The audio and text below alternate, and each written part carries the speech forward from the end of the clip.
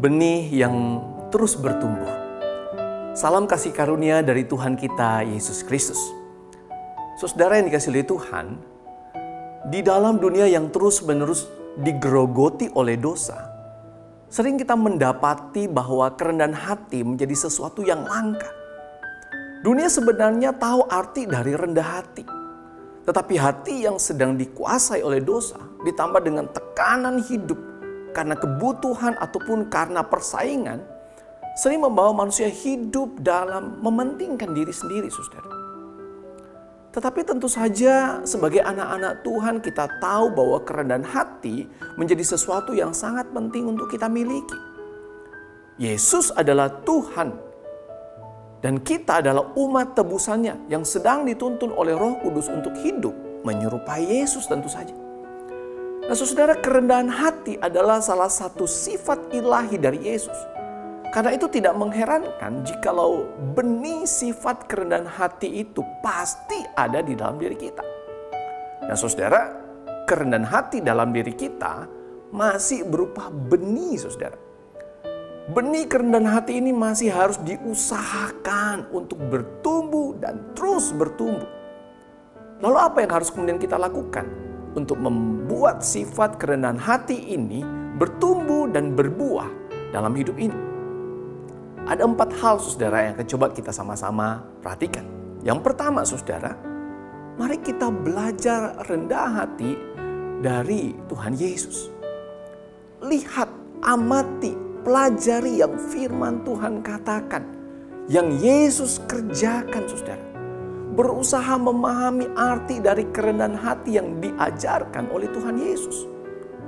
Saudara coba bayangkan, Yesus pencipta alam semesta dari segala isinya, pemilik dari segala kehidupan, tetapi yang mau merendahkan dirinya, mencuci dan membasuh kaki murid-muridnya.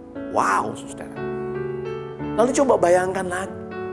Yesus, pribadi yang begitu mulia, begitu kudus, tapi rela merendahkan dirinya. Menjadi sama dengan manusia. Bahkan kemudian menanggung dosa manusia. Dia rela menderita dan mati di kayu salib. Saudara, kerendahan hati yang begitu luar biasa. Dan Yesus menunjukkannya dengan sebuah pengorbanan. Yang kedua, saudara, yang kita kemudian harus pahami, bahwa kita perlu menyadari betapa pentingnya kerendahan hati. Allah sangat menyukai anak-anaknya yang hidup dalam kerendahan hati. Di hadapan Allah, saudara, tidak ada tempat bagi kesombongan. Dan sebenarnya, saudara, kita sombong untuk apa sih?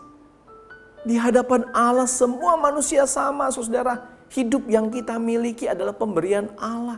Keselamatan yang kita miliki adalah pemberian Allah, saudara. Bukan karena kita lebih baik dari orang lain, tidak, saudara. Tapi semuanya itu semata-mata hanya anugerah dari Allah. Hanya Allah yang layak dipuji, dimuliakan, dan diagungkan. Nah, yang ketiga, saudara, yang harus kemudian kita pahami, bahwa kerendahan hati harus dilatih. Ya, saudara, dilatih. Apa artinya? Saudara, dunia ini adalah tempat kita melatih kerendahan hati. Selama kita hidup, adalah kesempatan kita melatih kerendahan hati. Ada banyak hal yang bisa kita alami, saudara. Ketika Tuhan memberikan kepada kita berkat-berkat yang luar biasa, kesuksesan, penghargaan, pujian, harta yang berlimpah dan semakin berlimpah, jalan hidup yang dipermudah, ya saudara, mungkin kalau ada sesuatu lalu, gampang sekali ya dipermudah oleh Tuhan. Tubuh yang sehat di dalam kondisi pandemi ini apalagi, saudara, dan masih banyak hal yang lainnya lagi.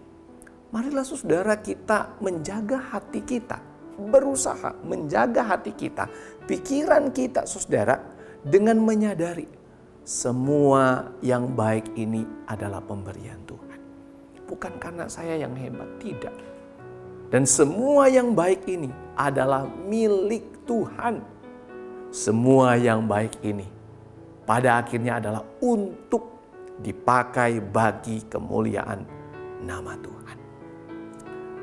Demikian pun saudara, ketika kita harus mengalami hal yang sebaliknya, yang tidak enak saudara. Kondisi rumah tangga yang sedang sulit, keadaan ekonomi atau keuangan kita yang sedang susah, tubuh yang menderita sakit, mengalami PHK, belum punya pekerjaan, bencana yang baru saja dialami, mungkin meninggalnya orang yang kita kasihi, dan masih banyak hal lainnya lagi saudara. Semuanya ini adalah bagian dari hidup yang sebenarnya menolong kita menyadari kita butuh Tuhan. Disinilah kita melatih untuk tetap rendah hati, menyadari tanpa Tuhan kita tidak akan kuat menanggung beban hidup yang begitu berat. Yang keempat saudara, yang harus kita pahami, betapa pentingnya hidup bersyukur kepada Tuhan dalam segala hal. Kalau kita ingin hidup sebagai anak-anak Tuhan yang rendah hati, kita harus hidup bersyukur kepada Tuhan dalam segala hal. Hati yang dipenuhi dengan rasa syukur yang sungguh tulus saudara, kita nyatakan itu di hadapan Tuhan, akan menuntun kita hidup semakin rendah hati. Mari saudara kita periksa hari-hari hidup kita yang kita alami ini saudara. Apakah kita termasuk anak-anak Tuhan yang hidup bersyukur dalam segala hal dan di setiap waktu?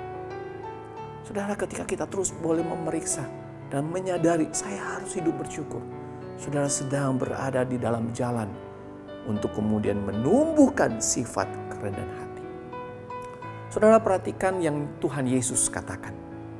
Pikulah kuk yang kupasang dan belajarlah padaku, karena aku lemah lembut dan rendah hati, dan jiwamu akan mendapat ketenangan.